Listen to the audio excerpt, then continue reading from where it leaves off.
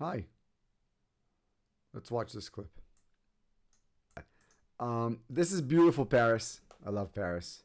And in this movie, Inception, they are dreaming, and sometimes they wake up from a dream. They think they're not dreaming, but they are dreaming, etc., etc., etc. And the same thing happens to us. But for that, I want to take us back to the beginning. The first movie, first episode of what I did here was showing you the cat with the laser and showing you how we are many times focused on getting things that are illusions. And I wanted to ask you, I was kind of being manipulative a little bit. I wanted to sow the seed, and if you're still here, that's cool, of asking yourself, what are these things I'm running towards, to what am I trying to get? Are they illusions? What is their function? The second thing that I wanted you to start observing through Tom and Jerry. Tom and Jerry, of course, are in a cat and mouse, literally in a cat and mouse situation.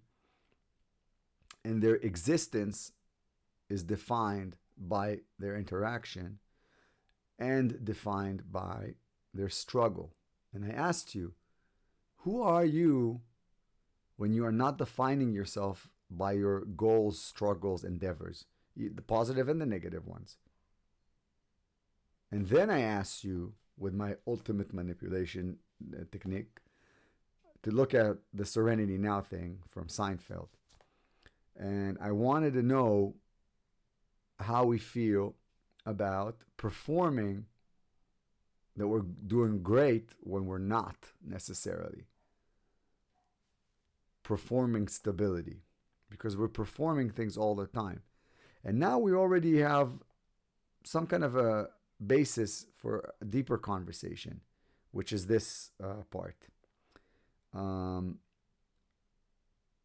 other thing is that I took you through Good Luck Chuck, the movie where he has all the options in the world as far as women go, but the abundance is a mask for needing relief. And that's what we are. That's where we are. We identify with our will, with our ego, with our wants, without even asking, what am I when I'm not wanting, and when I'm not trying, and when I'm not getting? And what are these things that I'm trying to get? Are they even real? And then on the fifth installment of our series was the House of Cards.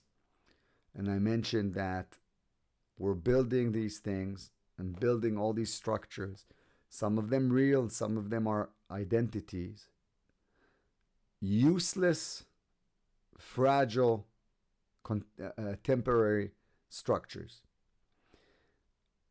And we keep telling ourselves that if we do better, we are stronger, smarter, the House of Cards will maintain itself. But that obviously is not the case if you're still watching.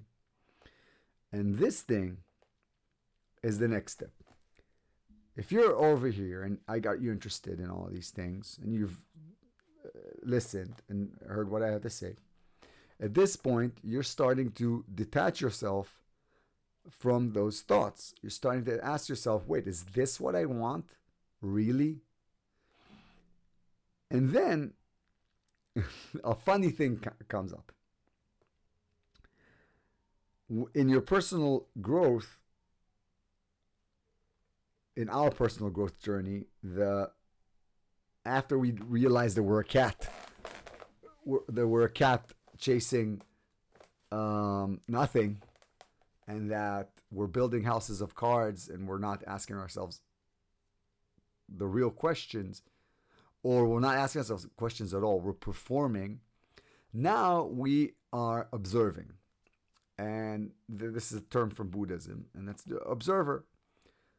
But now we identify as the observer. Now you're not angry. Now you're watching yourself from the side being angry. And you feel like I got it. Now I got it. But here's the catch. Identifying as the observer is still the trick of an ego.